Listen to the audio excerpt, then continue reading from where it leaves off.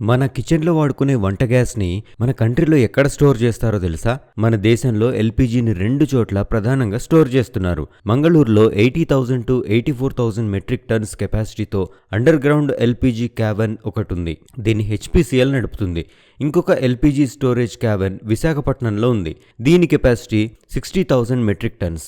600 feets లోతులో ఉన్న deepest LPG క్యావెన్ ఇది. ఇక్కడ ఆశ్చర్యకరమైన విషయం ఏంటంటే ఈ 2 సెంటర్స్ 1.4 lakhs టన్స్ ఎల్పీజీని స్టోర్ చేసుకునే కెపాసిటీ మాత్రమే కలిగి ఉన్నాయి. దేశంలో మొత్తం ఒక రోజుకి ఎల్పీజీ కన్సంప్షన్ 80,000 టన్నులు. ఈ లెక్కన ఈ 2 పెద్ద సెంటర్స్లో కనీసం 2 రోజులకి సరిపడా ఎల్పీజీ కూడా లేదన్నమాట.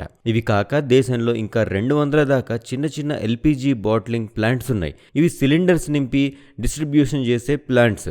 మొత్తం ఈ డిస్ట్రిబ్యూషన్ సప్లై చైన్లో ఉన్న ఎల్పీజీ మొత్తం కూడా కలిపితే ఇండియా మొత్తానికి 20 రోజులకి మించి కూడా గ్యాస్ సరిపోయే పరిస్థితి లేదు. ఈ వీడియోలో మనం తెలుసుకోబోతున్నాము ఎల్పీజీ క్రైసిస్కి గల అసలు రీజన్స్ అండ్ ఎన్ని యుద్ధాలు జరిగినా కానీ ఇలా ఇంకోసారి ఎల్పీజీ క్రైసిస్ రాకుండా ఇండియా ఏం చేయొచ్చు అనే అంశాల గురించి. ఈ వీడియోని లాస్ట్ వరకు చూస్తే మీకు చాలా క్లారిటీ వస్తుంది ఈ విషయం పైన. 2025లో ఇండియా యొక్క జీడిపి గ్రోత్ రేట్ 7.4%ని చేరుకుంది. ప్రపంచంలోని దిగ్గజ దేశాల కంటే కూడా మన గ్రోత్ రేట్ చాలా ఎక్కువ. మిగతా కంట్రీస్ యొక్క గ్రోత్ రేట్ మీరు ఇక్కడ కంపేర్ చేయొచ్చు. కానీ ఈ గ్రోత్ రేట్ అంటే ఇండియా యొక్క ఆర్థిక వ్యవస్థ అంతా కూడా ఈ క్రూడ్ ఆయిల్ దిగుమతులపైనే ఎక్కువగా ఆధారపడుతూ ఉంది. ఈ క్రూడ్ ఆయిల్ ఇంపోర్ట్స్లో అడ్డంకులు ఏర్పడితే గనక ఇండియా యొక్క ఆర్థిక వ్యవస్థ మొత్తం పడిపోయే పరిస్థితి ఉంది. पश्चिम एशिया में चल रहे इस युद्ध को 3 सप्ताह से अधिक का समय हो चुका है. इस युद्ध ने पूरे विश्व में गंभीर ऊर्जा संकट पैदा कर दिया है. भारत के लिए भी ये स्थिति चिंताजनक है. इस युद्ध से हमारे व्यापार के रास्ते प्रभावित हो रहे हैं. इससे पेट्रोल, डीजल, गैस और फर्टिलाइजर जैसे जरूरी सामान की रूटीन सप्लाई प्रभावित हो रही है. गल्फ देशों में करीब క్రూడ్ ఆయిల్ని రిఫైనరీ చేయడం, దాని ద్వారా వచ్చే బై ప్రొడక్ట్సే ఇండియా యొక్క ఆర్థిక వ్యవస్థని నడిపిస్తున్నాయి. దీంట్లో ఎల్పీజీ అనేది చాలా ముఖ్యం. దీని విషయంలో ఇండియా ఇంపోర్ట్స్ పైనే ఎక్కువగా ఆధారపడి ఉంది. ప్రతి సంవత్సరం ఇండియా సుమారు 3.1 కోట్ల మెట్రిక్ టన్స్ ఎల్పీజీని వాడుతుంది. దీంట్లో 60% షేరు విదేశాల నుంచి మనం ఇంపోర్ట్ చేసుకుంటున్నదే. ఇక్కడ మనకు అవసరమైన క్రూడ్ ఆయిల్లో 40% కంటే ఎక్కువ స్ట్రెయిట్ ఆఫ్ హార్ముజ్ అనే ఒక సముద్ర మార్గం నుంచే వస్తుంది. ఇది ఇరాన్, ఓమన్ మధ్యలో ఉన్న సముద్ర మార్గం. ఇరాన్ ఇజ్రాయెల్ యుద్ధం తర్వాత ఇరాన్ ఈ స్ట్రెయిట్ ఆఫ్ హార్ముజ్ని మూసేసింది. స్టార్టింగ్లో ఏ షిప్స్కి ఎంట్రీ లేకపోయినా కానీ తర్వాత డిప్లొమాటిక్ టాక్స్తో ఇండియా ఫ్లాగ్ ఉన్న షిప్స్కి ఇరాన్ పర్మిషన్ ఇచ్చింది. మొన్ననే Indian LPG ships Shivalik, Nanda Devi అనే షిప్స్ ఇండియాకి చేరుకున్నాయి. దాదాపు 40,000 metric tons, 46,500 metric tons LPG వచ్చింది ఇండియాకి. కానీ ప్రతి షిప్ విషయంలో టాక్స్ జరపాల్సి వస్తుంది. ఇప్పటికైతే ఇది పూర్తి స్థాయి ఒప్పందం మాత్రం జరగలేదు. ప్రతి షిప్ విషయంలో టాక్స్ చేయాల్సి వస్తుంది. అయితే ఇండియా నేరుగా ఎల్పీజీని ఇంపోర్ట్ చేసుకుంటుందా లేదా ఆల్రెడీ ఇంపోర్ట్ చేసుకుంటున్న క్రూడ్ ఆయిల్తో మన కంట్రీలో ఎల్పీజీని తయారు చేస్తుందా అంటే ఇండియా ఈ 2 చేస్తుంది. ఎల్పీజీ డైరెక్ట్ ఇంపోర్ట్స్ 60 to 65% దాకా ఉంటే మిగతా గ్యాప్ని డొమెస్టిక్గా ఉన్న రిఫైనరీస్లో క్రూడ్ ఆయిల్ ద్వారా ఎల్పీజీని తయారు చేస్తున్నారు. మెయిన్గా ఎల్పీజీ గల్ఫ్ కంట్రీస్ అయిన Saudi Arabia, UAE, Qatar, Kuwait నుంచి వస్తాయి. యుఎస్ నుంచి కూడా కొంత వస్తుంది. అయితే గల్ఫ్ దేశాలు 90%కి పైగా ఎల్పీజీని మనకు సప్లై చేస్తున్నాయి. ఈ షిప్స్ అన్నీ కూడా స్ట్రెయిట్ ఆఫ్ హార్ముజ్ అనే సముద్ర మార్గం నుంచే రావాలి. ఇప్పుడు యుద్ధం వల్ల మనకి రావాల్సిన సగానికి పైగా ఎల్పీజీ సప్లై నిలిచిపోయింది. ఇంకోటి, ఈ మధ్య అమెరికా ఆంక్షలు విధించిందని ఇండియా రష్యా నుంచి క్రూడ్ ఆయిల్ దిగుమతి చేసుకోవడం ఆపేసింది.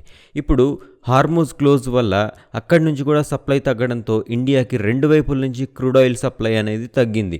మొన్ననే మళ్ళీ రష్యా నుంచి ఆయిల్ కొనొచ్చని అమెరికా మనకి టెంపరీగా పర్మిషన్ ఇచ్చింది.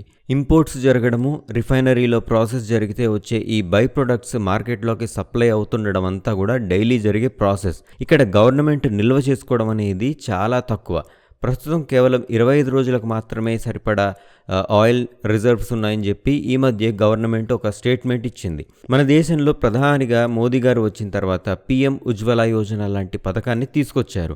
అంటే మారుమూల గ్రామాల్లో కూడా పొగలేని పొయ్యి ఉండాలనే ఉద్దేశంతో ఎల్పీజీ కనెక్షన్స్ని అందరికీ అందుబాటులోకి తీసుకొచ్చారు. అట్లా విపరీతంగా డిమాండ్ పెరిగినా కూడా దానికి తగ్గట్టుగా సప్లై మాత్రం లేదు. ఆ ఎల్పీజీని నిల్వ చేసుకోవడానికి అవసరమైన ఇన్ఫ్రా కూడా లేదు. ఇరాన్ ఇజ్రాయెల్ యుద్ధం వల్ల హార్మోజ్ రూట్ క్లోజ్ అయ్యే ఛాన్స్ ఉందని ముందే ఊహించవచ్చు. అయినా కానీ ముందస్తు జాగ్రత్తలు తీసుకోకపోవడం ఈ క్రైసిస్కి దారితీసింది.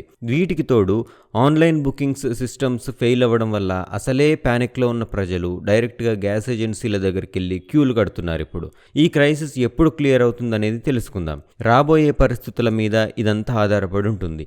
యుద్ధం ఆగిపోవడం, తర్వాత హార్మోజ్ సముద్ర మార్గాన్ని తెరవడం, ఇవి జరిగే వరకు గ్యాస్ సప్లై అనేది నార్మల్ పరిస్థితికి రాదు. ప్రస్తుతం ఇరాన్ ఈ మార్గంలో మైన్స్ కూడా పెట్టినట్టుగా వార్తలు వస్తున్నాయి. కాబట్టి ఇది ఎంత త్వరగా తెరుచుకుంటే గ్యాస్ క్రైసిస్ అంత త్వరగా తగ్గుతుంది.